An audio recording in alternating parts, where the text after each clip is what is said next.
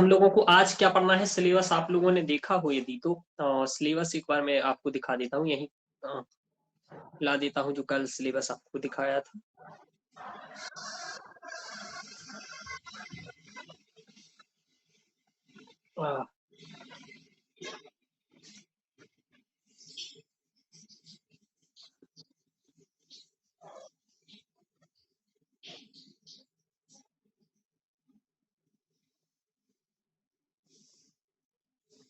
यदि आपको सिलेबस यहाँ पर दिख पा रहा हो तो इसमें शुरुआत में आपको सबसे पहले जो व्याकरण का सिलेबस लगा है आपकी 6वीं यूनिट का, तो यहाँ पर लिखा है परिभाषाएं।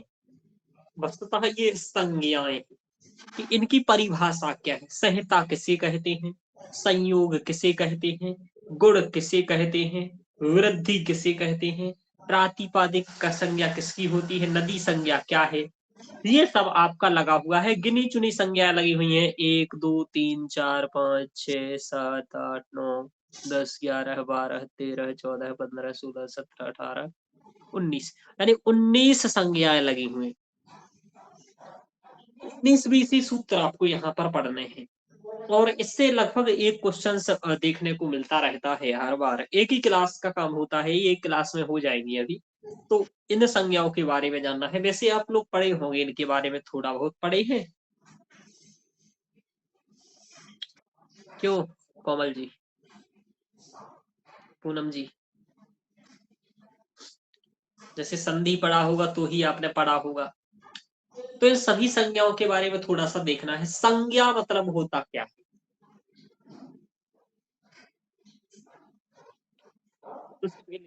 ये तो लिखा है, ऐसा परिभाषाएं लिखा है आपका, फिर लिखा है संज्ञा। सबसे पहली आपकी संहिता संज्ञा लगी हुई है, संहिता संज्ञा। तो यहाँ पर कोई ना कोई एक नियम होता है, मतलब प्रत्येक सूत्र में, प्रत्येक संज्ञा सूत्र किसी न किसी एक नियम को बताएगा और वो नियम व्याकरण से संबंधित होगा, भाषा विज्ञान से संबंधित होगा। व्याकरण से बोलता है यहाँ पर संबंधित होता है। जैसे कि आप देखें कि दो शब्द यदि परस्पर जुड़ रहे हैं तो उसमें कोई ना कोई संज्ञा हो रही है, कोई ना कोई कार्य हो रहा है, कोई ना कोई नियम है। तो यानी कि ऐसे ही बिना किसी नियम के दो वर्ण नहीं जुड़ जाएंगे। दो वर्ण जुड़ने का और दो वर्ण अलग होने का, यानी कि संधि होने का और विच्छेद होने का नियम होता है। तो ये संज्ञा सूत्र किसी न किसी एक विशेष नियम को बता रहे होते हैं, व्याकरण से संबंधित। इतनी बात समझ में आया? जी सर।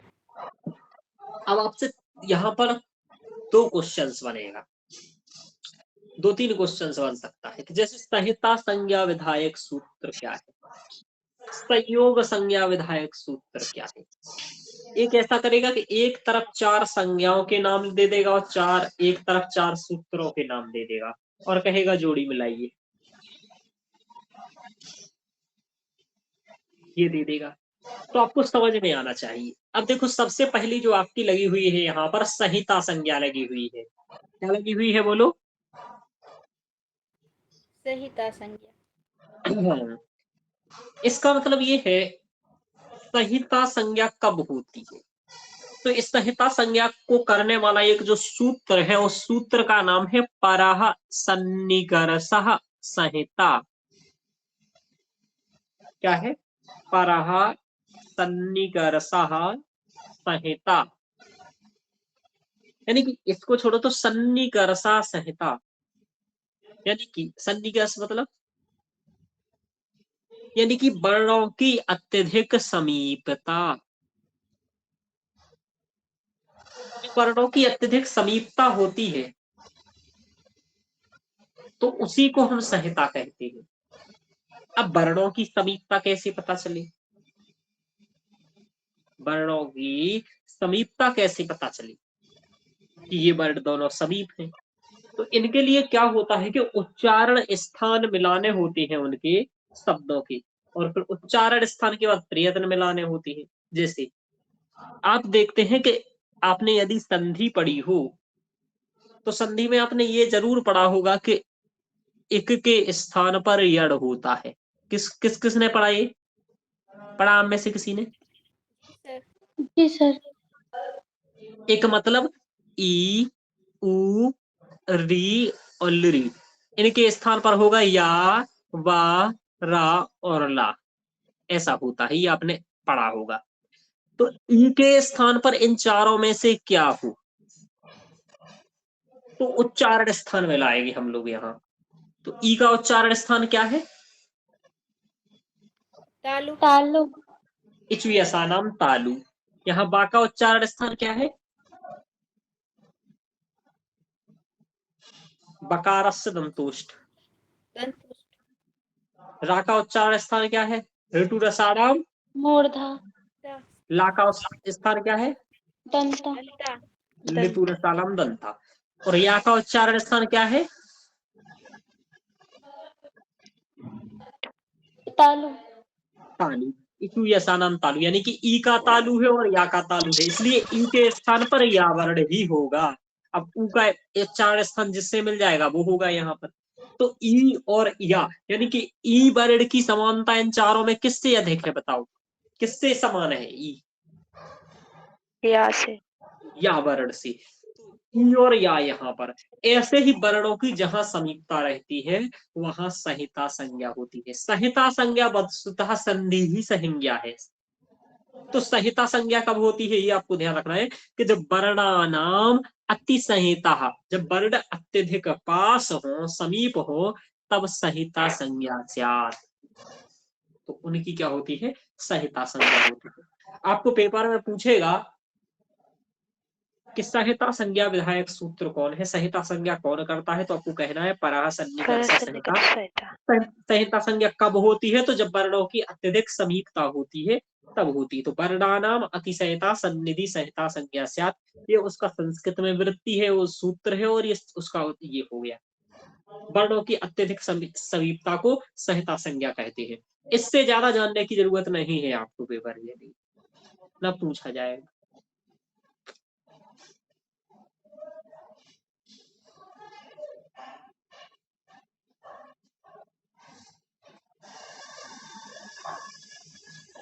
दूसरा यहाँ लिखा है आपका, दूसरे नंबर पर आपकी जो संज्ञा है वो है संयोग संज्ञा। कौन सी संज्ञा है?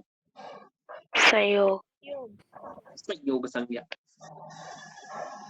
संयोग मतलब ये कि दो वर्ण मिले कब। संयोग मतलब होता है मिलना। जी सर। कि जैसे आप देखते हैं ना, जैसे वृद्ध, तो दा और धा, ये दा और धा टंगा है, दा और धा एक साथ मिले है, ये है संयोग होना। संयोग मतलब उसी में मिल जाना, चिपक जाना। तो ये कब होता है? कि जब होता है जब दो व्यंजनों के बीच में कोई स्वर वर्ण ना हो। क्या कहा मैंने? जो व्यंजन के बीच स्वर ना हो। हाँ, दो व्यंजनों के बीच में कोई स्वर वर्ण ना हो तभी ये होता है। देखो हिंदी में भी ये लिखा, हल अर्थात व्यंजन वर्णों के बीच में किसी स्वर के न रहने पर उन सभी हलों के समुदाय की संयोग संज्ञा हो जाती है। जैसे आप देखो, आपने देखा होगा एता और येता, तो क्या बन जाता है? ऐसा बन लिख जाता है ना। जी सर। ये है, ये यानी कि ये होता है संयोग होना। तो ये ऐसा संयोग करने वाला सूत्र कौन सा है? जैसे कहीं लिखा है पठती, पठती और अत्र, यहाँ पर पठत्यत्र, ये कर दिया तो क्या यहाँ पर क्या हो गया? ती और या, यहाँ पर क्या हुआ? संयोग संज्ञा। संयोग संज्ञा हो गया, एक संधि भी हो गया, यहाँ पर संहिता संज्ञा भी हो गया। हाँ, संहिता संज्ञा भी हो गया। इसमें कौन सी संधि हो गई बताना? पठत्यत्र में यण संधि। वेरी गुड, यण संधि हो गई। तो देखो संहिता भी हो गई इस अकेले एक वाक्य इस शब्द में, और संयोग भी हो गया, और या मिल गया। ठीक है, तो संयोग क्या कहलाता है? जब दो व्यंजनों के बीच कोई स्वर ना हो, वहां पर इसको संस्कृत में क्या कहेंगे? बोले अच भीर रहित यानी कि अच को छोड़ करके हलह संयोग संज्ञा स्यु, हल की संयोग संज्ञा होती है, यानी कि दो अचों के बीच में कोई स्वर ना हो तो क्या होती है, संयोग संज्ञा। इसका संस्कृति है कि अजभिर व्यवहिता हलह संयोग संज्ञा स्यु। तो आपको इतना याद रखना है, संयोग संज्ञा करने वाला कौन है, हलुअंतरा संयोगा है, और हल वर्णों के बीच, यानी कि हल वर्णों के बीच होती है। ऐसा भी पूछेगा, दो हल वर्णों के बीच कौन सी संज्ञा होती है, तो संयोग संज्ञा। यानी कि देखना, दो हल वर्ण यानी कि दो व्यंजन, समझ पा रहे हो, जैसे एक ए आधाता है और एक ईता है, तो इन दोनों के बीच कौन सी संज्ञा हो जाएगी, संयोग संज्ञा, क्योंकि दोनों हल है। तो हलो अनंतराह संयोग, ये हो गया संयोग संज्ञा। बस आपको इतना ही ध्यान रखना है। तो बताइए, संहिता संज्ञा करने वाला को सूत्र का नाम क्या है, परासन्निका संहिता। संहिता। संयोग संज्ञा वाला, हलो अंतरः संयोगः। अब देखो, आपको इस तरीके से बस इतना ही याद रखना है, इसका एक पेज पर नोट्स बना लेना है। वैसे आप गाइड बुक है आपके पास, यदि ये गाइड बुक जरूर ले लीजिएगा, तो एक ही पेज में इसमें सब कुछ दिया है। तो व्याकरण के लिए आपको हैंड रिटन ना भी बनाए ज्यादा तो कोई दिक्कत नहीं आएगी।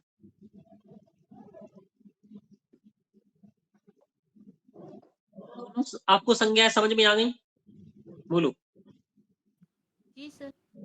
हाँ, अब देखो, अब इसके बाद है गुण संज्ञा और वृद्धि संज्ञा।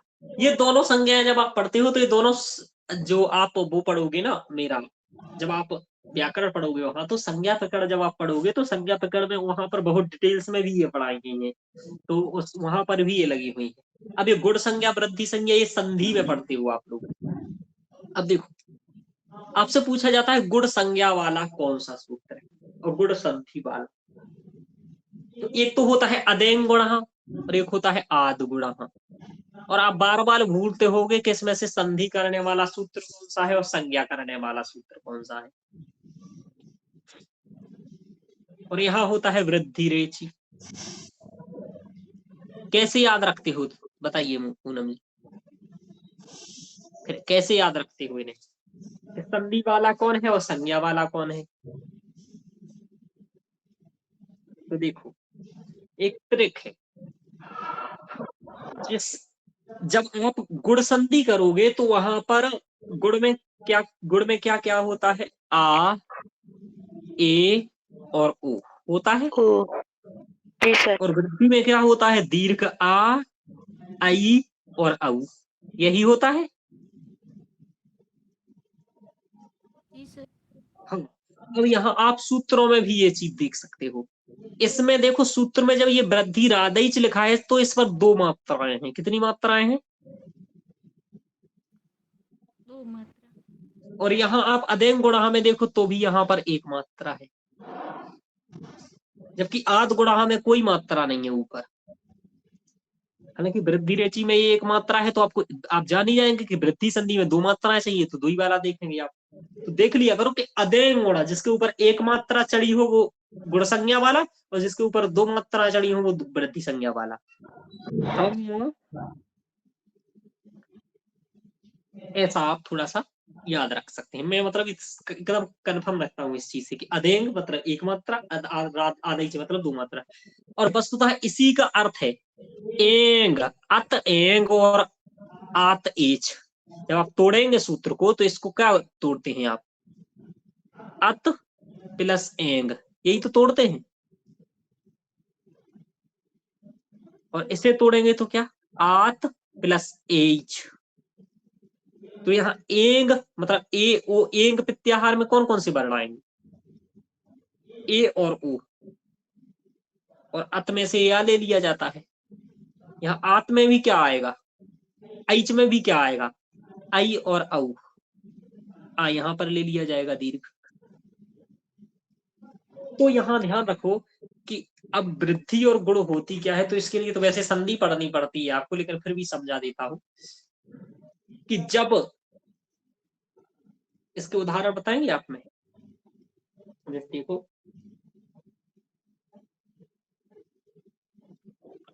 अत और एंग की गुण संज्ञा होती है अदेंग गुण। अत एंग चा गुण संज्ञा स्यात्, यानी कि गुण संज्ञा किन वर्णों की होती है? तो आप कहोगे अत एंग चा गुण संज्ञा स्यात्, यानी 3 चीजों की होती है। एक तो होती है ह्रस्व आकार की, ए की और ओ की, यही लिखा है। अत, अत में से केवल यहां पर आवरण आ जाएगा, ताका लोप हो जाएगा।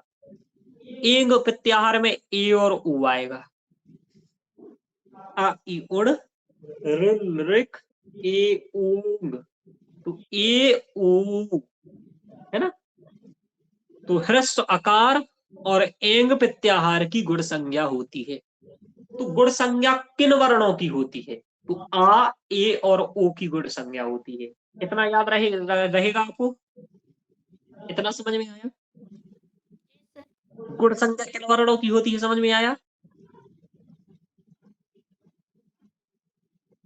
आ, ए, ओ।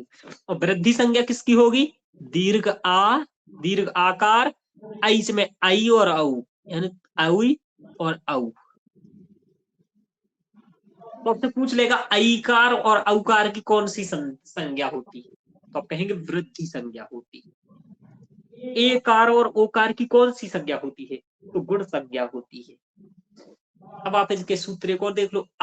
आदगुण अवर्णात अचि परे, अवर्ण से अच परे होने पर, जैसे मह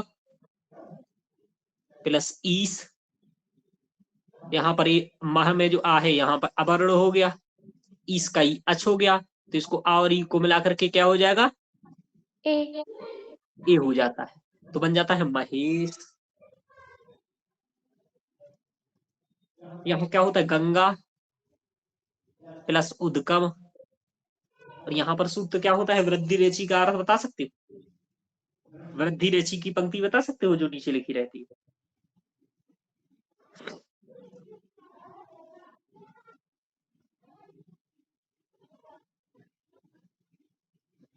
यहाँ पर क्या होता है? दीर्घ आ से कौन सा प्रत्याहार होना चाहिए पर ये बताइए?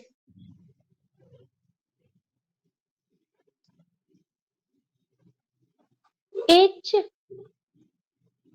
पक्का? क्या है उसका? एच। हम्म,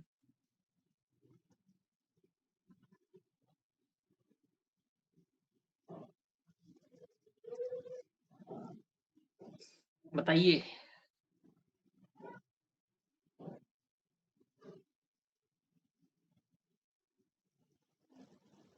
अच्छा, दीर्घ आ का उच्चारण स्थान क्या है? आ का उच्चारण स्थान क्या है? कंठ। कंठ होगा अवर्ण का सर। क्या होता है? कंठ होता है। कंठ। और ऊ का उच्चारण स्थान क्या है? ओष्ठ। ओष्ठ। अब इनमें से बताओ, इनमें से ए, औ, ए और ओ, इनमें से कंठोष्ठ किसका उच्चारण स्थान है?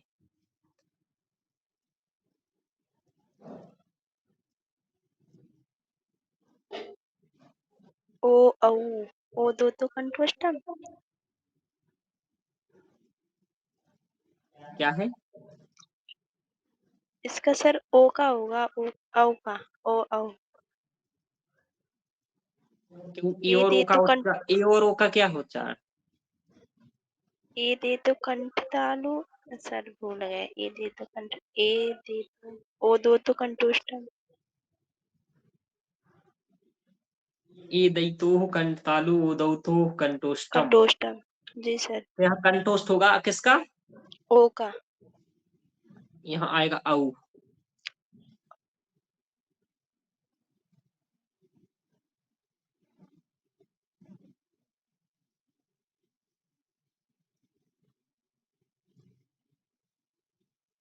तो गंगा प्लस उदकम क्या होगा?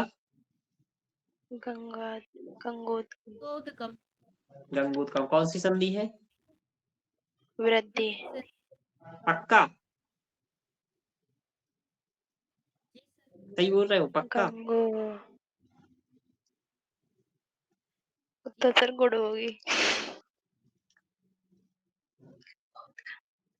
गुड़ होगी सर, गंगोत्कम। कंफ्यूज कर दिया, गुड़ ही होगी। ठीक है। जी सर। यहाँ आएगा गंगा प्लस ऊघा, गंगा उघा, तब होगी वृद्धि। जी ठीक है, सर। यहाँ ऊ आएगा गंगूघा, यहाँ पर गंगू ये होगी, ध्यान रखना। तो आपको यहाँ इतना ध्यान रखना है ये बात कि दोनों की संधि। अब आप लोग क्या करेंगे, एक बार संधि प्रकरण पढ़ लेंगे, है ना, क्योंकि संधि भी आपकी लगी हुई है।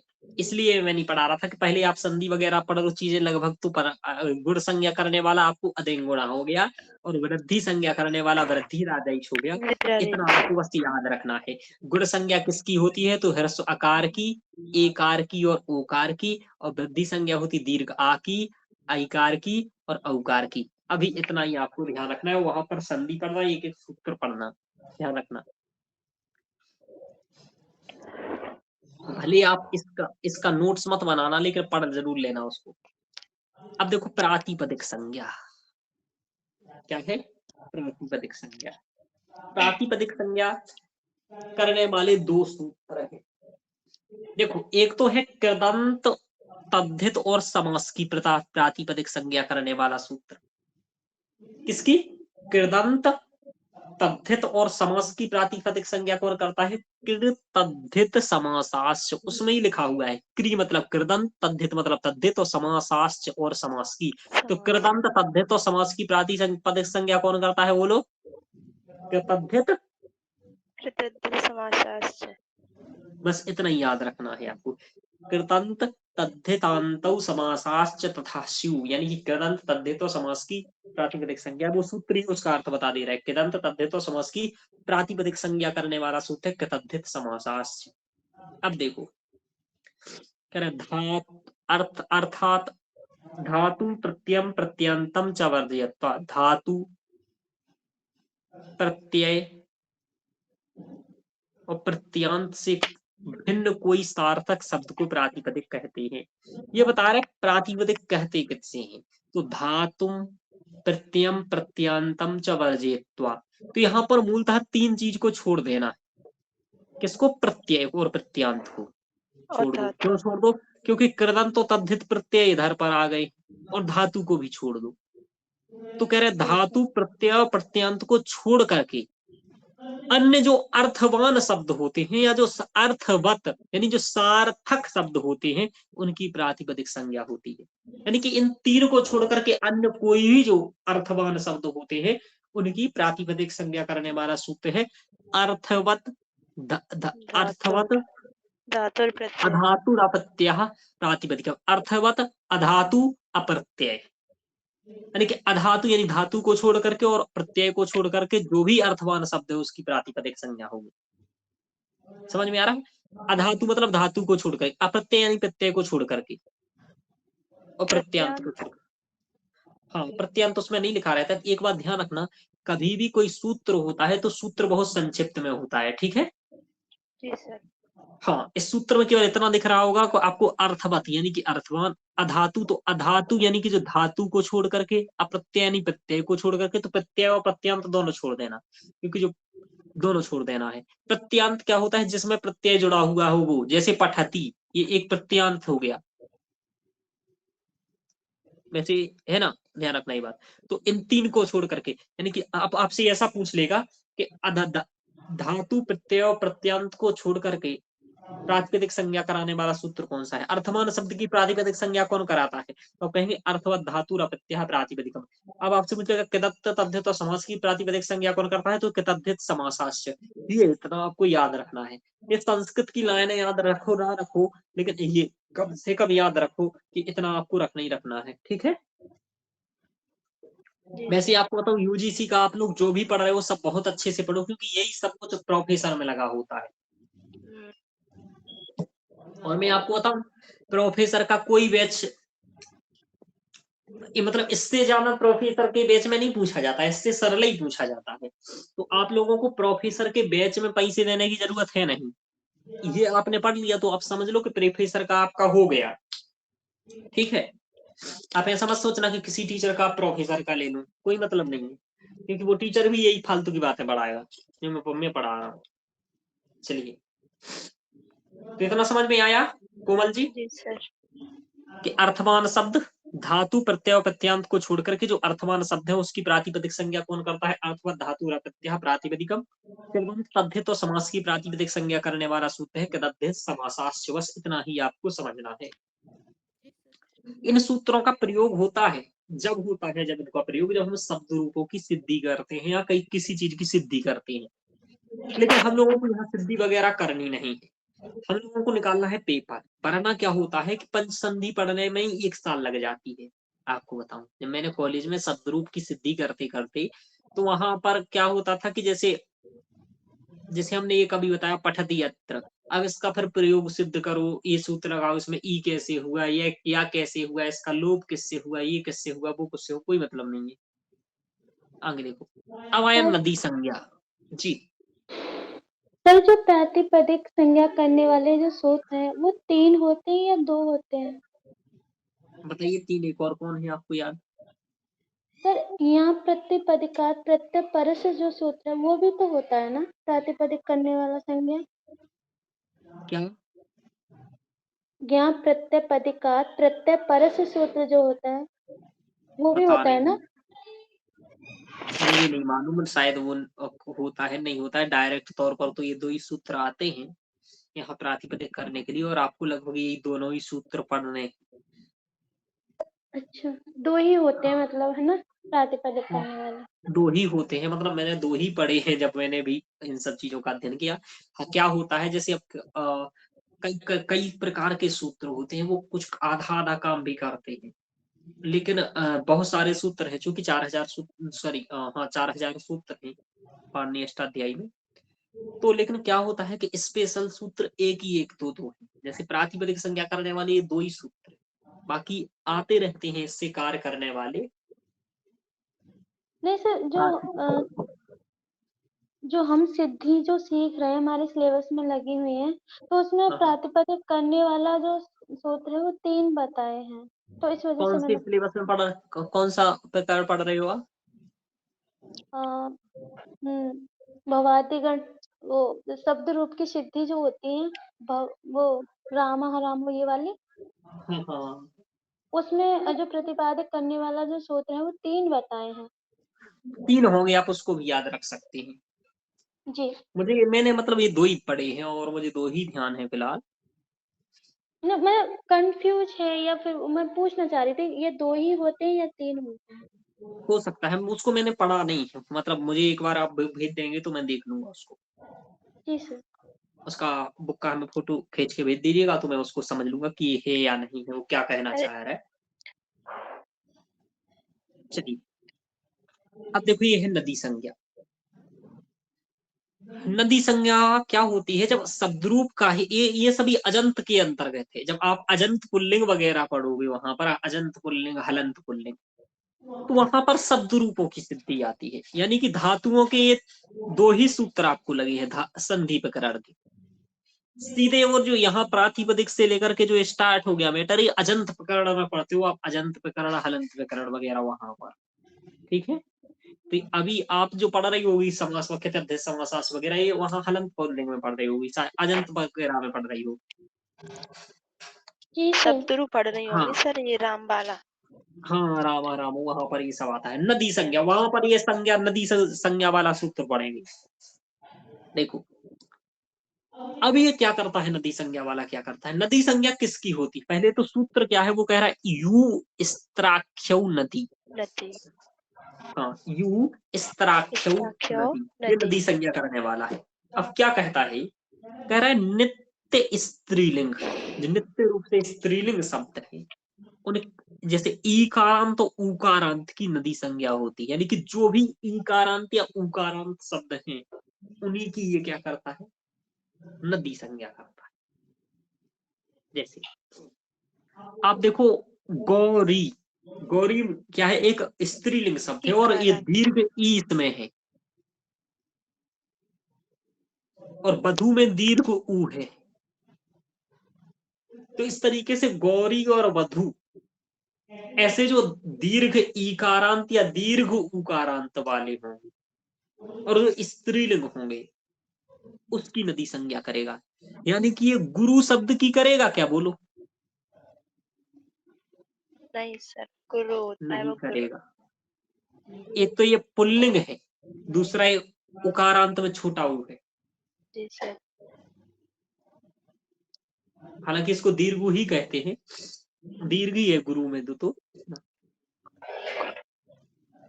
वैसे असमें छोटा लगा हुआ है, ये 1 मिनट, गुरु छोटा ही है, ये दीर्घ नहीं है, छोटा ही है सर।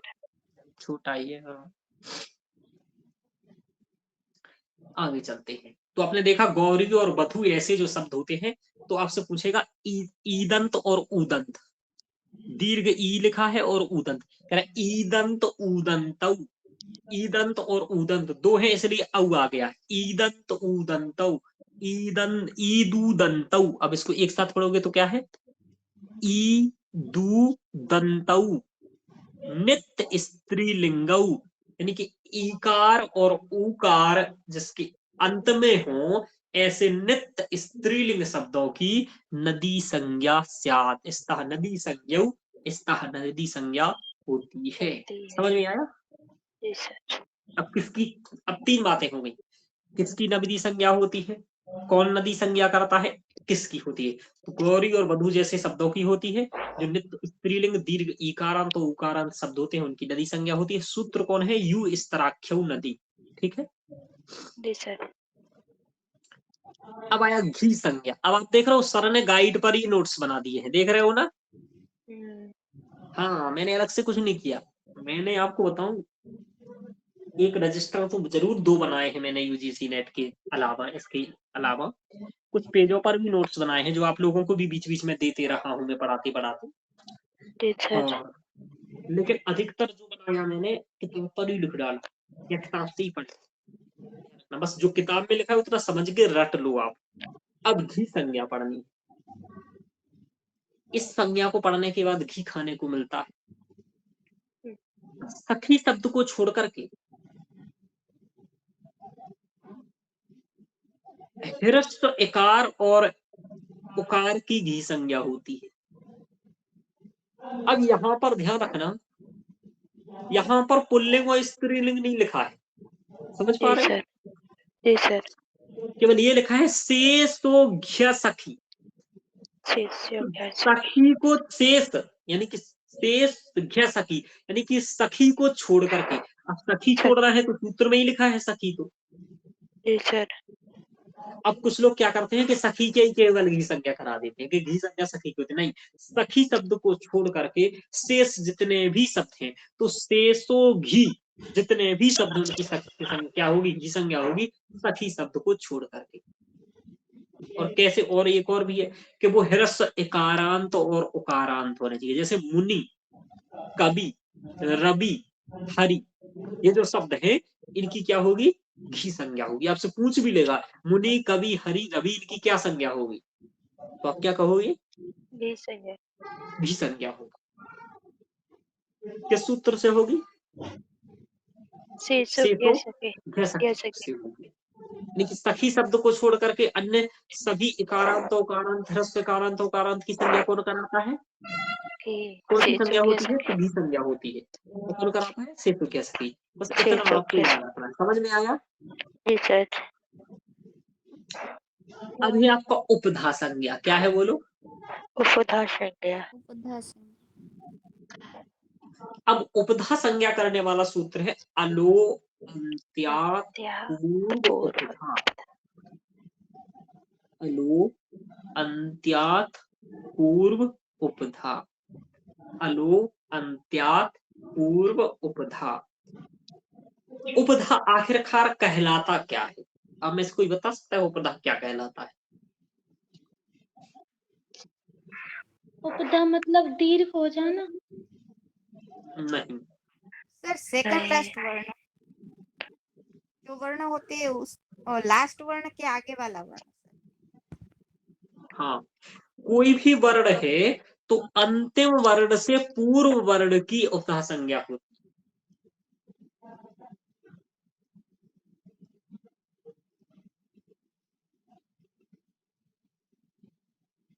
अंत्यात् अलावा पूर्व वर्ण उपधा संज्ञा से, जैसे देखो ये लिखा है हराजन लिखा है। हराजन में अंतिम वर्ण क्या है? न। न। ना। उससे पूर्व वर्ण, उससे पूर्ण अलवर्ण क्या है? अ। जा में आ। यहाँ पर इसकी क्या हो जाएगी? उपधा संज्ञा हो उपधा जाएगी। संज्ञा। जी सर। इसका काम कई जगह पर होता रहता है, कई जगह जरूरत पड़ती है इसकी, संधि में भी पड़ती है, शब्द रूपों में भी पड़ती है, कई जगह पर पड़ती है।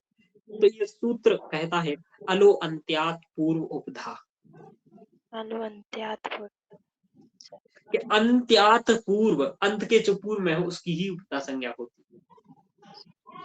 अलो अंत्यात पूर्व उपधा, ये है उपधा संज्ञा करने वाला सूत्र। तो आपसे पूछेगा ही कि उपधा संज्ञा करने वाला सूत्र क्या है? तो अलो अंत्यात पूर्व उपधा।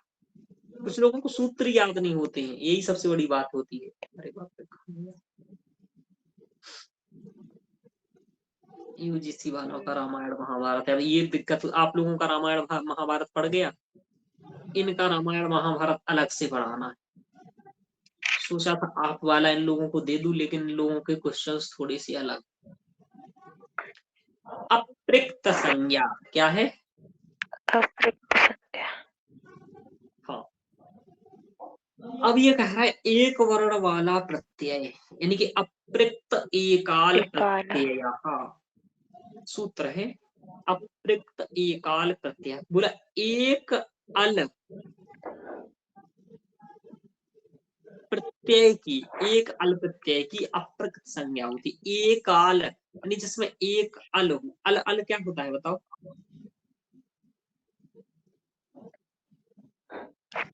अल प्रत्यय दे रहा है सर इसमें। जी, एक अल प्रत्यय की प्रत्यय होती संज्ञा है, होती है अप्रिक्त अप्रिक्त। संज्ञा होती है। बस इतना याद रखना है आपको। एक वर्ण वाला प्रत्यय जो होता है वो, तो अप्रिक्त एकाल प्रत्यय, एकाल प्रत्यय, अप्रिक्त एकाल प्रत्यय अप्रिक्त संज्ञा स्यात्। चलिए अब देखो जैसे सर उदाहरण में बताएं। इसका उदाहरण, इसका उदाहरण मुझे खोजना पड़ेगा, एक मिनट।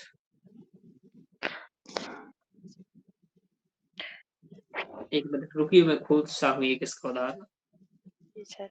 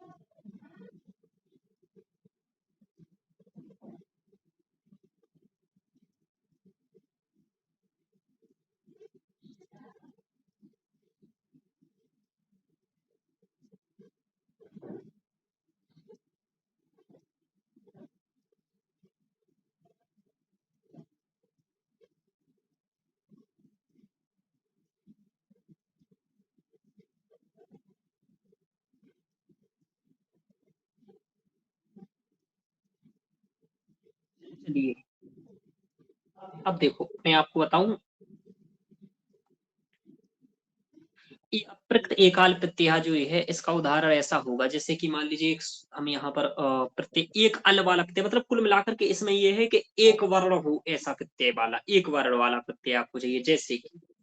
जैसे कि आप एक हम शब्द रूप देखें, जैसे धासी, ठीक है, या फिर गच्छति भी देख लें, तो गम है और ती है। तो ती क्या है? एक ही गच्छति। है इसमें। जैसे गच्छति धातु है, समझ जी पा रहे? सर। तो गम धातु है, उस प्रत्यय टिप लगेगा, समझ पा रहे हो? तो टिप में से पा का लोप हो जाएगा, समझ में जी आ रहा है? सर। केवल बचेगा ती, ये हो गया। अब ऐसा जो प्रत्यय होता है, अब इसको गच्छति में तो आपको मिलकर के दिख रहा है क्योंकि आप जानते हो, लेकिन वही मैं आपको दे दूं धासी, तो आपको इसमें अलग से प्रत्यय पता नहीं चलेगा, जबकि इसमें धा धातु है और सी प्रत्यय जुड़ करके सिप जुड़ करके धासी बन जा रहा है। तिप्तस जी सिप थस्था, समझ पा रहे हो? सिप्तस्था। जी सर, जी हाँ, सर। तो अब समझ में नहीं आ रहा है तो ऐसे ही अब इसकी जो अब जो ऐसा ही जो प्रत्यय है तो ये तभी इसमें जुड़े, इस प्रत्यय की क्या संज्ञा होगी, जो एक वर्ग वाला, इसी की होगी अप्रकृत संज्ञा। समझ में आया?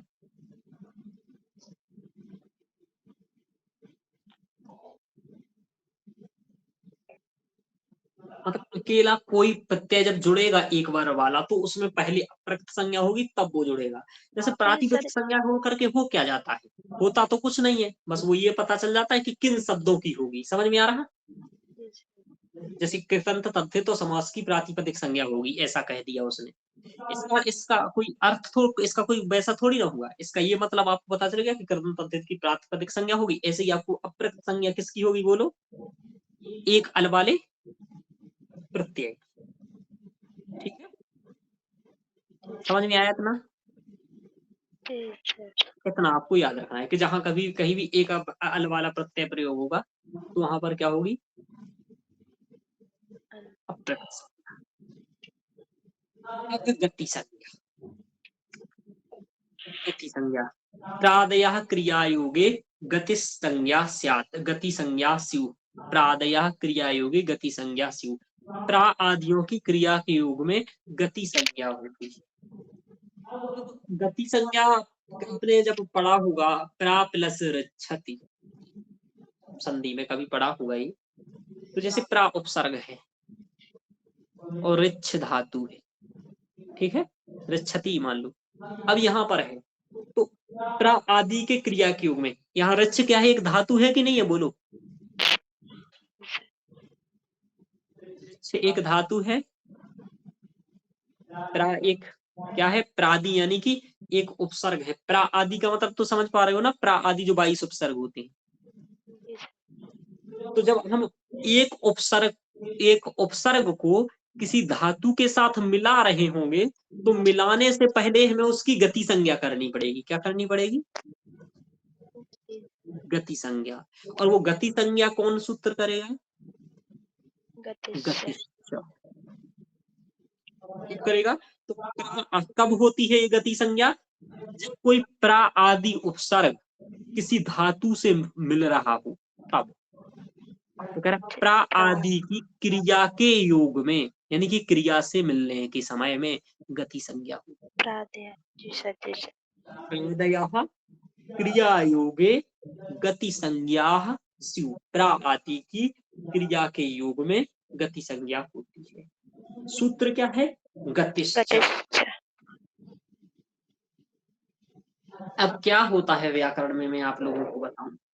व्याकरण में ये होता है कि संपूर्ण चीजें, अब जैसे गतिश्च समझने के लिए ना पूरा प्रकरण समझना पड़ेगा। समझ पा रहे हो? जी सर। कि ये कहाँ लग रहा है, जैसे वहां प्राप्लस रिच्छति वहां पर होता है, ये सब संज्ञा क्या किया है इन्होंने, कंप्लीट व्याकरण में से उठा करके बीच में दे दी है। अब इनको एक एक को समझने के लिए एक पूरा वो जो आपका मान लीजिए एक पूरा सिद्ध करना पड़ेगा, तभी फिर समझ में आएगा कि पहले ये हुआ ये हुआ ये हुआ, फिर गति संज्ञा की जरूरत पड़ गई तो गति संज्ञा होगी, उपधा संज्ञा की जरूरत पड़ गई तो उपधा संज्ञा हुई, आदि आदि ऐसा। तो गतिश्च, तो आपको याद ये रखना है कि किसके योग में होती है गति संज्ञा, तो प्रा आदि उपसर्गों का क्रिया के साथ योग होता है तभी होती है, तो गतिश्च, है ना? क्या लगा? आगे है पद संज्ञा। अब देखो ये फिर से संज्ञा पकड़ का आ गया। सुबंत और तिगंत की पद संज्ञा होती है। किसकी होती है पद संज्ञा? सुबंत और तिगंत। सुबंत यानी कि किसी भी शब्द के साथ सुबंत सुप प्रत्यय किसके प्रयोग से, जैसे राम है, राम के साथ सुप प्रत्यय प्रयोग हो गया तब बनता है राम, बनता है, ये तो जानती हैं आप। जी सर, जी सर। तो यहाँ राम शब्द में सु लग गया, ये सुबंत प्रत्यय, तो इसके ये राम अब पद कहलाएगा। यानी कि आप सोचो कि ऐसा हिंदी में ये लिखा है राम है तो ये शब्द कहला सकता है, लेकिन इसको पद कहलाने की स्थिति में नहीं है। पद कोई शब्द तभी कहलाता है जब उसमें या तो सुबंत प्रत्यय प्रयोग हो जाए या फिर तिगंत। यानी कि पद तब बनेगा जब उसमें सुबंत लगा हो या तिगंत लगा हो। जैसे राम हमें अब सुबंत लग चुका है, ये जो सु का विसर्ग कर दिया, जी सर। हाँ अब ये हो गया है राम। जैसे पठ कोई पद नहीं कहलाएगा, पठ एक शब्द कहला सकता है, पद नहीं जी सर। कहलाएगा। कब कहलाएगा? जब उसमें तिप प्रत्यय लग टिप जाएगा, ये बन लग जाएगा जाएगा। पठती। समझ में आया? जी सर। पठती, अब ये पद हो गया। तो ये पद कब होता है? जब सुबंत और तिगंत की पद संज्ञा होती है। जब किसी शब्द के साथ सुबंत और तिगंत जुड़ जाता है तो वो पद संज्ञा होता है। तो सुबंत पद संज्ञा किसकी होती है पूछेगा तो कहना सुबंतम तिगंतम च पद संज्ञम से आता है। सुप और तिग, सुप्त पदम। जी सर। इसी में भी लिखा मिला हुआ है सुप तिगंतम पदम, सुबंत और तिगंत की तिगंतम पद पद। संज्ञा। जी सर। वहां भी पढ़ोगे। अब आया विभाषा संज्ञा। क्या आया? विभाषा। विभाषा का मतलब होता है विकल्प, मूलतः विकल्प। जैसा जैसा कि जहां पर कोई चीज हो भी सकती है और नहीं भी। जी सर। जहां विकल्प से होने और ना होने दोनों की स्थिति बनी रहती हो, वहां विभाषा संज्ञा होती है। न बेटी विभाषा सूत्र है इसका। क्या होता है जब आप सदगुरु पढ़ते हैं तो कहीं पर जैसे क्या होता है, कहीं पर किसी चीज का लोप हो भी मतलब एक बार किसी चीज में लोप हो भी जाएगा और एक बार लोप नहीं होगा। तो लोप हो जाएगा तो एक दूसरा बनेगा और लोप नहीं होगा तो दूसरा बनेगा। जी।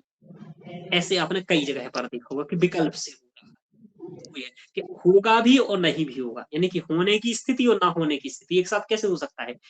ये तर्क के दोष के अकॉर्डिंग है। मतलब जो तर्क शास्त्र होता है उसके नियम के अकॉर्डिंग नहीं है। ये सूत्र गलत ही है एक समय। भाई जो चीज है वो ऐसे कैसे हो सकता है कि नहीं, और जो चीज नहीं है वो ऐसे कैसे हो सकता है कि है। तो तर्क शास्त्र ऐसी बात को नकारता है, लेकिन व्याकरण शास्त्र में ऐसा होता है नहीं हुआ। कि कोई काम एक बार होगा और एक बार नहीं भी होगा। यानी कि एक ही जगह पर एक ही चीज हो भी सकती है, नहीं भी हो सकती। जैसे आप जब वहां पर पढ़ते हैं, मुझे थोड़ा संधि में याद आ रहा, उसका नाम क्या है, मेरे पास लघु सिद्धांत तक नहीं रखी है यहाँ पर। मुझे अब वो सूत्र याद आ रहा है और उदाहरण याद नहीं आ रहे। हाँ, विष्ण एह विष्ण वेह, देखा आपने?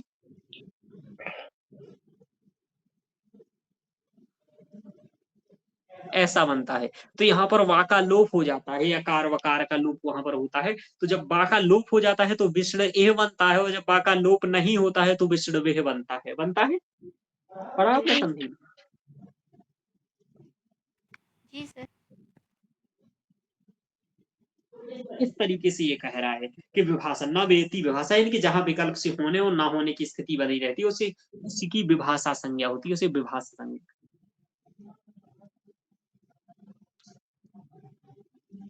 अब देखो सर्वर्ण संज्ञा आ गया। अब भाई ये तुल्यस्वेतनम सवर्णम पर क्रम से नहीं दिया ना, दिक्कत ये है। सवर्ण संज्ञा, तुल्यास्य प्रयत्नम सवर्णम। अब सवर्ण संज्ञा किसकी होती है? सवर्ण का मतलब ये आप जान रहे हैं क्या, कि एक जैसा वर्ण होना चाहिए। समझ में आ रहा है? जी सर। हाँ। अब एक जैसा वर्ण कैसे होगा? यहाँ पर वर्णों की तो कोई जाति वगैरह है नहीं, तो यहाँ पर सीधी सादी बात है, क्या उच्चारण स्थान मिलाएगा, दूसरा क्या मिलाएगा? प्रयत्न। अभ्यंतर में। प्रयत्न। प्रयत्न मिलाएगा। जब अभ्यंतर नहीं होगा तो वह भी मिलाएगा। तो जिन दो या दो से अधिक वर्णों के उच्चारण स्थान तथा आभ्यंतर प्रयत्न दोनों समान हो उनकी परस्पर सवर्ण संज्ञा होती है। जैसे कि अकह सवर्णे दीर्घा, वहां पर आपने देखा आ और आ क्या है?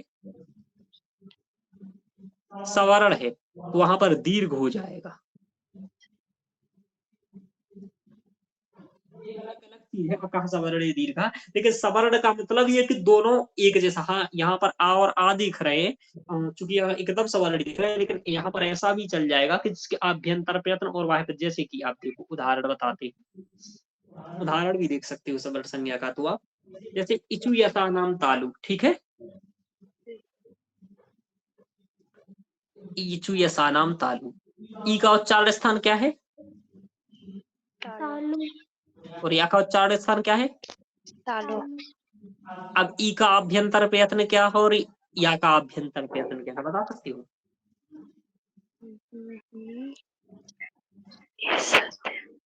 ईसत स्पष्ट, ईका याका या का क्या है, ईसत स्पष्ट,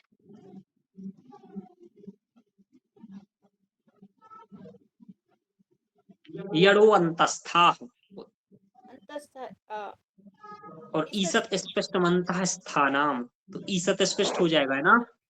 जी सर। और ई का क्या होगा,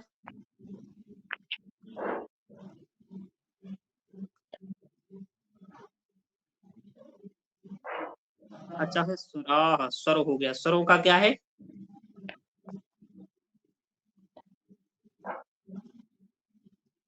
क्या होता है बताओ।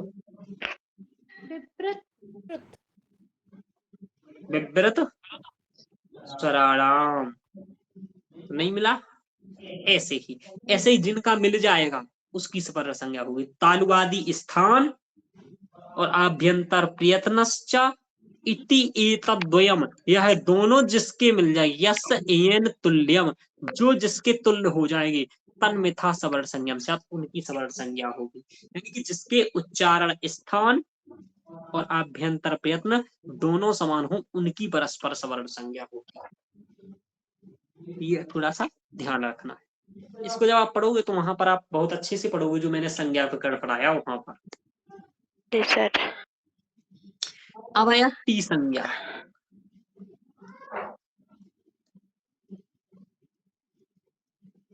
टी संज्ञा करने वाला है अचो अंत्यादि टी। बाप रे, एक ही पेज है क्या, अच्छा ये आगे लगा है, ठीक है। टी संज्ञा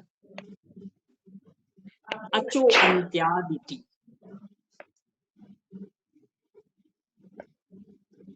अचो अंत्यादि टी, टी इसका अर्थ है अचाम मध्ये यो अंत्यः सह आदर्यस्य तत् टी संज्ञम स्यात्। बोले अचों के मध्य में जो अच, देखो यहाँ देखा, हिंदी भी दिखा देता हूँ अच्छा कि अचों के मध्य में जो अच है वह आदि है जिसकी, ऐसे शब्द की टी संज्ञा होती है। उदाहरण सहित देखना है तो 1 मिनट रुक जाइए, इसके उदाहरण में दिखा देता हूँ आपको। मेरा नाम आ जाएगा।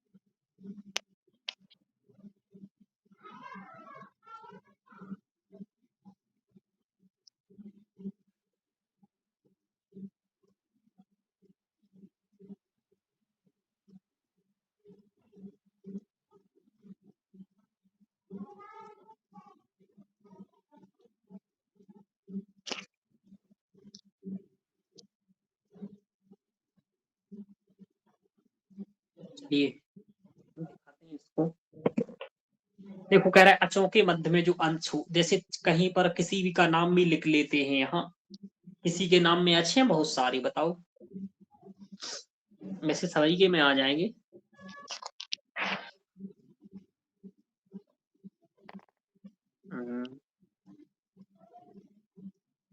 ले लीजिए यही ले लेते हैं, राघवेंद्र, ये ले लिया। तो यहाँ कह रहा है अचों के मध्य में जो अंत्य, यानी कि इन सब में अंत्य अच देखना है आपको, और वह आदि है जिसमें कि,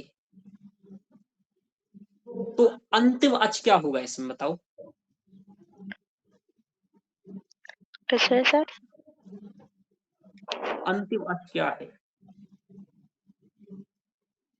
र। सर इसमें तो र आ रहा है, र। अच्छा, र में आ जाएगा ये तो तीनों। सर ये तो मुझे तीनों इसकी वृत्ति गलत ए क्यों में लग रही है? गलत है। मनीषा लिखो सर, मनीषा में आ आएगा पीछे। हाँ, मुझे इसकी वो लग रही, एक मिनट, मैं आज मैंने अपने सामने वो नहीं रखी ना, दिक्कत ये है जिससे मैं पढ़ाता हूँ व्याकरण।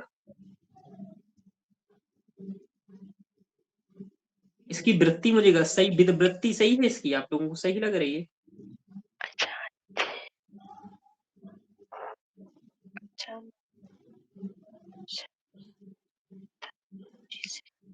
अच्छा, सर हमने पढ़ा नहीं है। एक मिनट, ये सही लग तो रही वैसे, है सर, लेकिन आपने जो एग्जाम्पल दिया वो सही नहीं है ऐसा। हाँ, हलीसा मनीषा ये सब आते हैं ना। एक मिनट, मैं अपनी किताब ही देख लेता हूँ, एक मिनट रुकेगा आप लोग।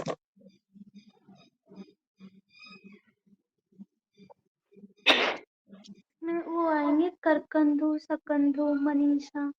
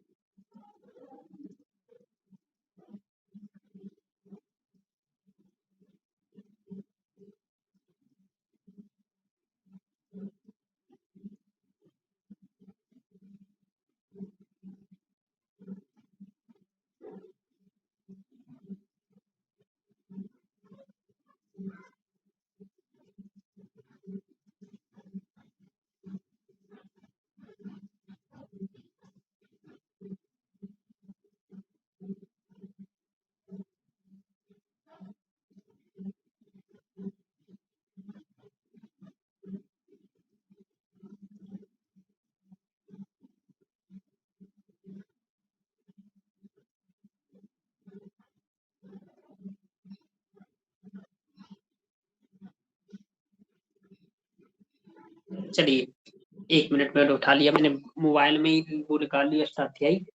देखिए, ये ठीक है, इसकी वृत्ति यही है जो इसमें लिखी है, शब्द से अंतिम अचवर्णात् आरभ्य शब्द से अंतिम यावत विद्यमान षष्ठी संज्ञा होती। ठीक है, देखिए क्या होता है, जैसे राम शब्द ही ले लो। यहाँ पर राम शब्द को अपन यहाँ पर तोड़ेंगे तो क्या आएगा, रा, आ, मा और आ।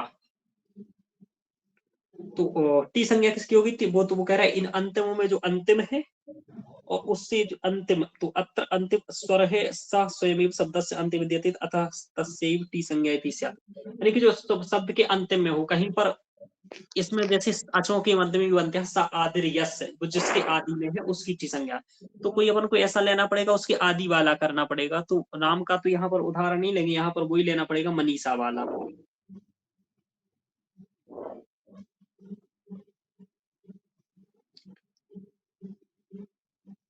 बाप रे, बहुत सारे होते हैं टी करने वाले।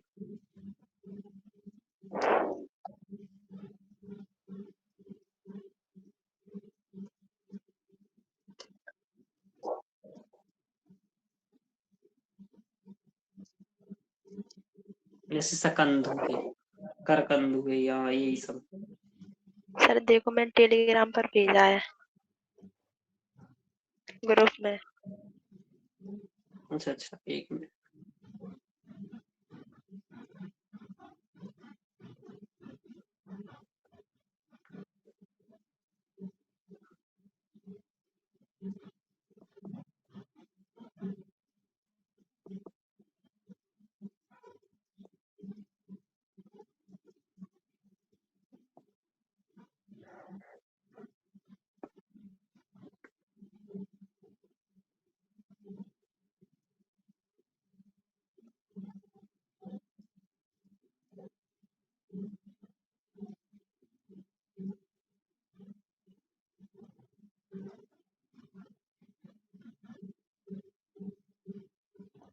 ठीक है, समझ गया।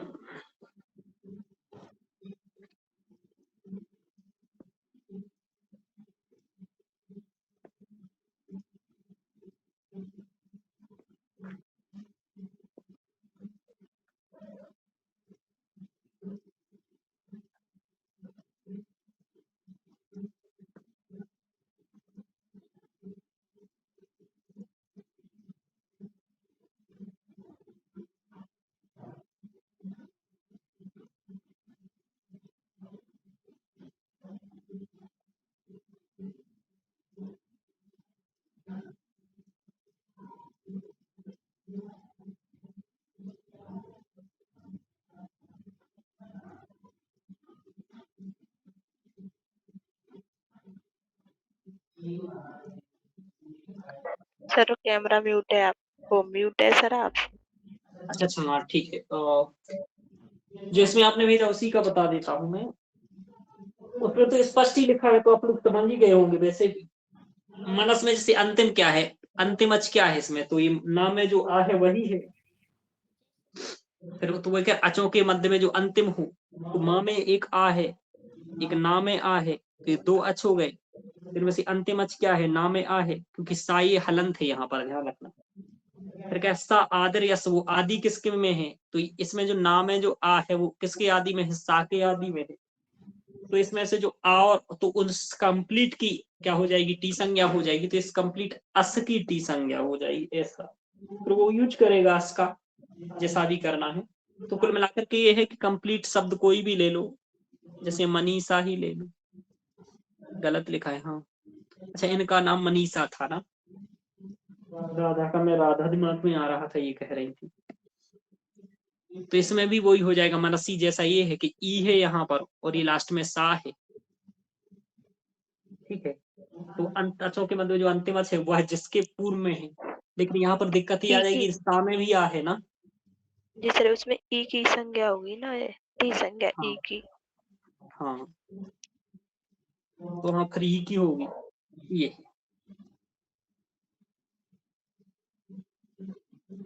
अब ये बता रहे गृहीय संज्ञा, वस्तुतः ये संधि का है।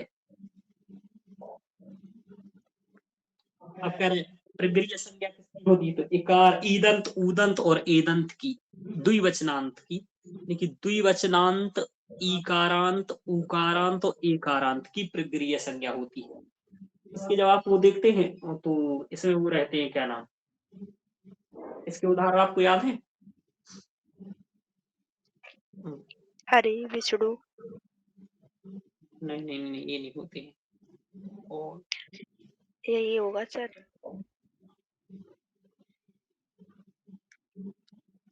संधि में आपने पढ़ा है इसका क्या नाम, वैसे ये भी हो जाएगा। दीर्घ आपको चाहिए ईकारांत उकारांत तो द्विवचन की, और वो हम कुछ आते हैं, 1 मिनट में देख लेता हूँ उसको। आपकी इसमें व्याकरण की किताब में देखो लिखा होगा, ये उदाहरण है, ये संधि में दिए हैं इसके उदाहरण। अच्छा मेरे पास संधि, अरे यार मेरे पास भी तो संधि है ना, 1 मिनट में यही देख लेता हूँ।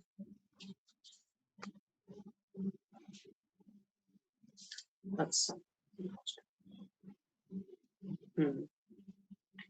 हरि एतौ विष्णु इमौ गंगे अमु, ठीक है, ये इसके उदाहरण है। तो हरि एतौ, अब जो ये एतौ है ना, हरि एतौ, एतौ में आपको क्या दिखा है, द्विवचनांत, या तो द्विवचनांत होना चाहिए, तो ये एतौ है, ये एतौ आएगा लास्ट में, सब में जो है इमौ आएगा, जो अमु आएगा, ये सब द्विवचनांत ही है, एतौ इमौ और अमु। तो ईकारांत उकारांत तो एकारांत की प्रगृह्य संज्ञा होगी। ऐसे जो शब्द होंगे इनकी प्रगृह्य संज्ञा होगी। ईदंत उदंत ईदंत द्विवचन की प्रगृह्य संज्ञा होती है, जैसे हरिएतौ विष्णुविमौ गंगे अमु। तो यही इसके उदाहरण लिख सकते हो। अब सर्वनाम संज्ञा है इसका। सर्वनाम संज्ञा करने वाला जो सूत्र होता है, इसमें 2 सूत्र हैं यहाँ पर सर्वनाम करने वाले। एक तो है सुड नपुंसकस्य और एक है सी सर्वनाम स्थानम। सी सर्वनाम स्थान कह रहे हैं कि नपुंसकलिंग को छोड़कर सु आदि 5 व्यक्तियों की सर्वनाम संज्ञा होती है। नपुंसकलिंग को छोड़कर, यानी कि नपुंसकलिंग में नहीं होगी, बाकी अन्य जगह पर नपुंसकलिंग को छोड़ करके सु आदि 5 व्यक्तियों की सर्वनाम स्थान संज्ञा होगी। अब इस सु आदि 5 व्यक्तियों की बात, कौन से सु आदि 5 व्यक्ति की बात कर रहा है, आपको मालूम है क्या? सु औजा शादी की भी कर रहा है क्या? 1 मिनट, शायद जहां तक, क्योंकि ये उसी प्रकरण में है तो इन्हीं की करेगा ये जहां तक।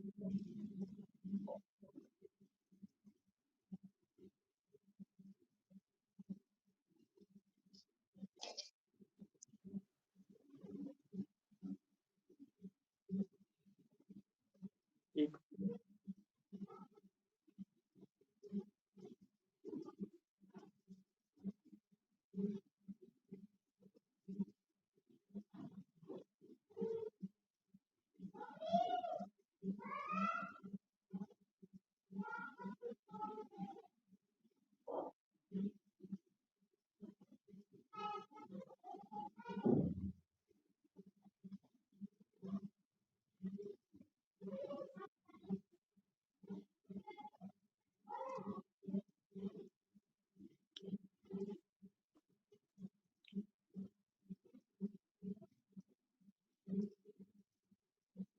छोड़िए, इसको अभी देखते हैं, मैं भी एकदम कन्फर्म नहीं हूँ इसमें, 1 मिनट बता दूंगा अभी। 1-2 संज्ञा और कर ली जाए, देख ली जाए, वरना तो आगे देखना ही है इस, क्योंकि 4 ही 5 संज्ञा आपकी बची है। शायद स्वादी यही सु औजसादी ही होगा, क्योंकि इसके अलावा कोई स्वादी प्रत्यय है नहीं। सु आदि कह रहा है 5 प्रत्यय, तो यही कह रहा होगा जहां तक, क्योंकि इसके अलावा ऐसा कोई सुआदि है नहीं। तो सुआदि 5 प्रत्ययों की सर्वनाम स्थान संज्ञा होती है। और नपुंसकलिंग को छोड़कर स्वादि पंचवचनानी सर्वनाम स्थान संज्ञानी स्योहु क्लीवश, नपुंसकलिंग को छोड़ करके। अब है सी सर्वनाम स्थान। सी सर्वनाम स्थान संज्ञा होता है, बोले ज्ञान ई, यहाँ पर जो सी है वो सर्वनाम स्थान है, यानी कि जो सी कहने का मतलब यहाँ पर जो ई है ये क्या है, सर्वनाम स्थान संज्ञक है।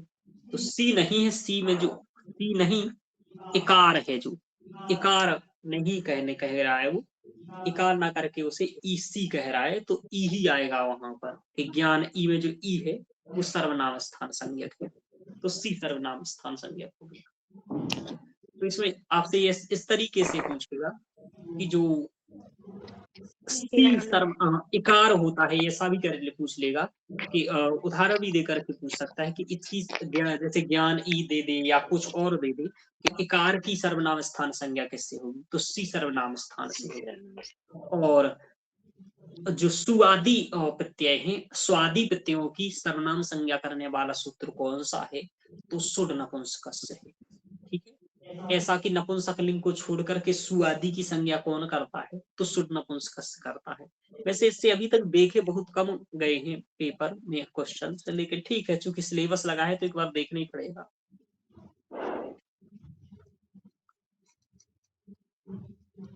मैंने भी काफी दिन से ना व्याकरण का रिवीजन नहीं किया, और व्याकरण की किताबें भी हटा दी, सबसे बड़ी गलती रखे हुए हैं। संज्ञा ये अच्छी भ्रम करता है वह संज्ञा। सर्वनाम स्थान संज्ञक प्रत्ययों को छोड़ करके सु से लेकर के कप तक प्रत्यांत इकारादि अकारादि प्रत्ययों के परे होने पर पूर्व शब्द संज्ञक उपभा संज्ञक होते हैं। इसको भी छोड़ते ही हैं, कल देखेंगे इसको। सर्वनाम संज्ञा सर्वादीनी सर्वनामानी, सर्व विश्व उभयादि सर्वादिगत शब्दों की सर्वनाम संज्ञा होती है। तो ये बहुत सरल है, इसमें कुछ जानने की जरूरत ही नहीं है, तो इसको देख लेते हैं। सर्वादीनी सर्वनामानी, इनमें थोड़ा सा कंफ्यूजन होगा आपको, ध्यान रखना। सर्वनाम स्थान संज्ञा में ये भी देगा आपको साथ में, तो थोड़ा सा याद रखना। सर्वनाम संज्ञा करने वाला सर्वादीनी सर्वनामानी है, और सर्वनाम संज्ञा, यहाँ सर्वनाम स्थान संज्ञा करने वाला सूत्र सुड नपुंसकस्य सर्वनाम स्थान है। ये स्वादी की करता है, और ये किसकी करता है, ये वो मतलब ये सी यानी कि ज्ञान इकार की करता है, ये सारे ध्यान रखना है।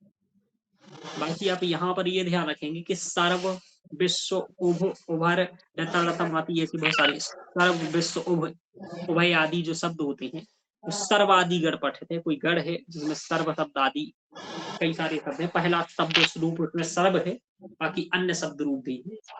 इसमें जो भी शब्द आते हैं उनकी सर्वनाम संज्ञा होती है, सर्वादीनी सर्वनाम। अब ये कह रहा है इक्तवतु निष्ठा, यानी कि इक्तवतु प्रत्ययों की निष्ठा संज्ञा होती है, यानी कि जहां पर इक्ता प्रत्यय इक्तवतु प्रत्यय तद्धितांत प्रत्यय है, मूलतः तद्धित प्रत्यय है, तो वहां इक्तवतु जहां पर प्रत्यय होते हैं, प्रयोग होते हैं, वहां पर क्या क्या क्या इसकी शेयर नहीं है जी है। क्या आप कह रहे हो पूनम जी?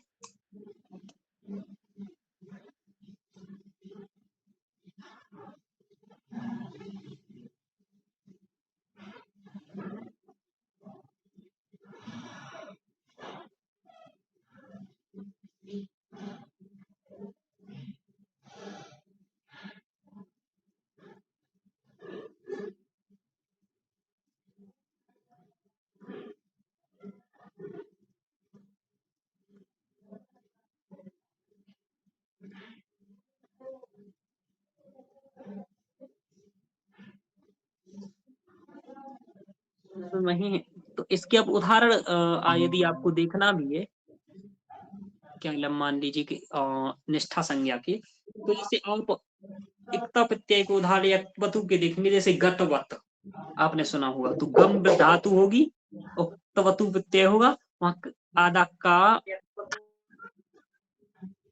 ये बचता है, तो इसको मिलकर के क्या बनेगा, वहां पर बनेगा गतवत।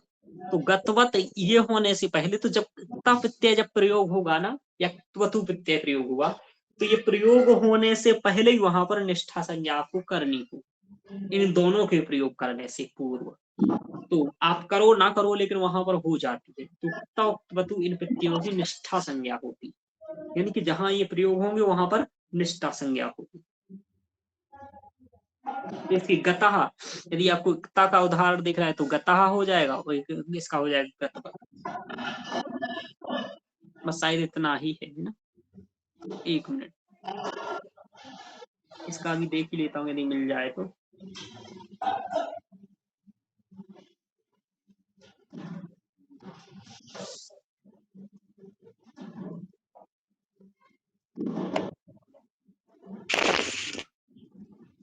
और बताइए, आप लोगों ने इसका मतलब व्याकरण पढ़ा है थोड़ा बहुत?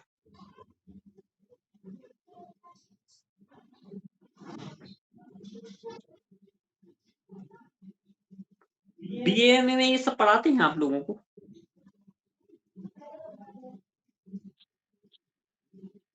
एमए में लगा है।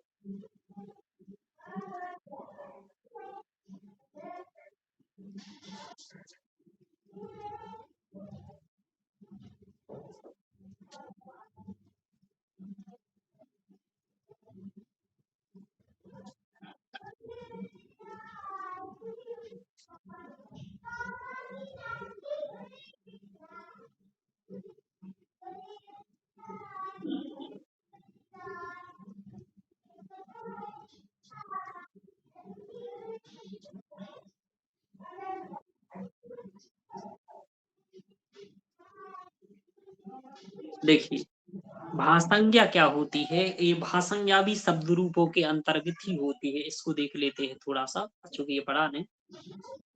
क्या होता है, ये प्रत्यय सु से लेकर के जो कब तक प्रत्यय होते हैं, उनसे जब किसी शब्द पर कोई शब्द रूप आप बना रहे हो, उदाहरण सहित में बता रहा हूँ ये आपको, डायरेक्ट वो समझ लीजिए। तो सु से लेकर के जब कब तक के प्रत्यय जुड़े हों, तो उनके बाद यदि या, वा, रा, ला या आज से शुरू होने वाला प्रत्यय लगे, प्रयोग हो, तो ऐसे शब्द की क्या होती है? भाषांज्ञा होती है। जैसे जैसे जब हम कहें कि, देखो, जैसे राम प्लस भिस,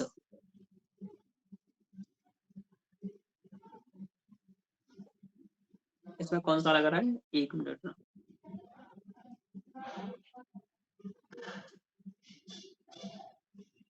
भी सर्वनाम स्थान नहीं है, ठीक है।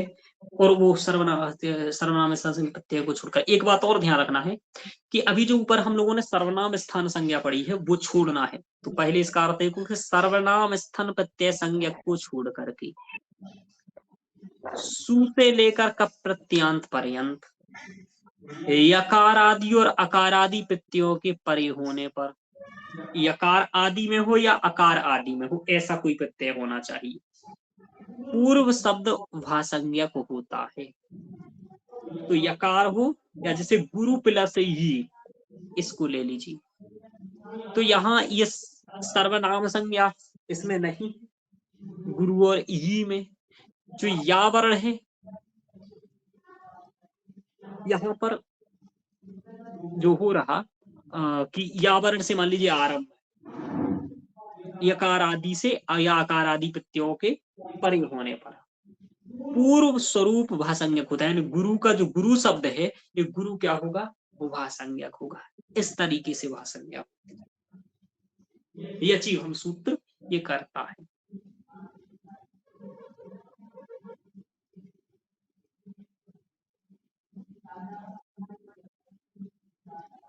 और बताइए,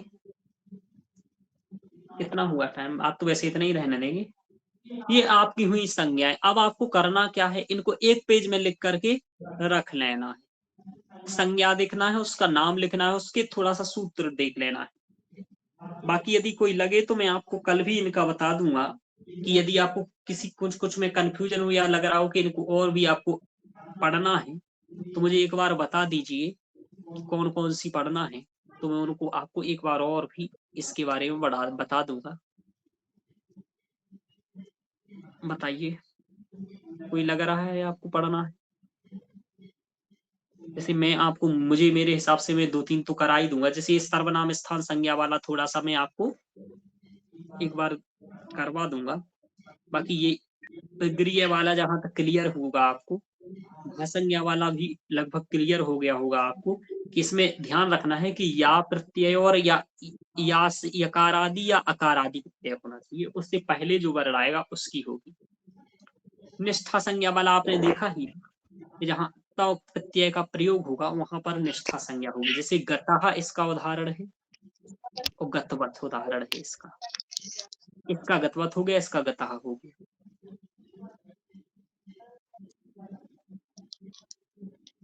कल हम लोग पढ़ेंगे प्रत्ययों के बारे में। यहाँ पर सिलेबस में आपको दिखा दूं, कल की क्लास में हम लोग पढ़ेंगे ये सभी जो कृदंत प्रत्यय हैं, इन कृदंत प्रत्ययों के बारे में। ये सभी तव्य, तव्य, अनियर, अड़यत, यत, क्यप, सत्री, सानक, चित, कृत्वा, पतु, इन सभी प्रत्ययों के बारे में पढ़ेंगे। तो इससे क्या होगा कि आपकी परिभाषाएं हो जाएंगी। संधि हो गया, सुबंत हो गया, आपका समास हो गया, इसके बाद तद्धित छूटेगा, आपका कृदंत हो जाएगा। फिर इसके बाद हम लोगों को कारक आपने पढ़ ही लिया है। एक दिन में स्त्री प्रत्यय भी पढ़ाऊंगा, एक ही घंटे में पढ़ा दूंगा स्त्री प्रत्यय में आपको। एक घंटे की क्लास होगी उसके लिए भी। इसके बाद आपको 2-3 दिन लगेगा इसमें, महाभाष्य और वाक्पतियम। इससे जरूर 1-2 क्वेश्चन आते हैं अच्छे स्तर के, ये पढ़ना। तभी आपकी लगभग 10 दिन तो कम से कम कक्षाएं चलेंगी इस पर।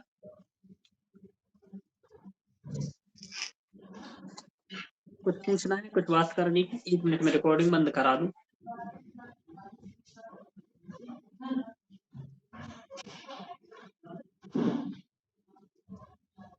चलिए,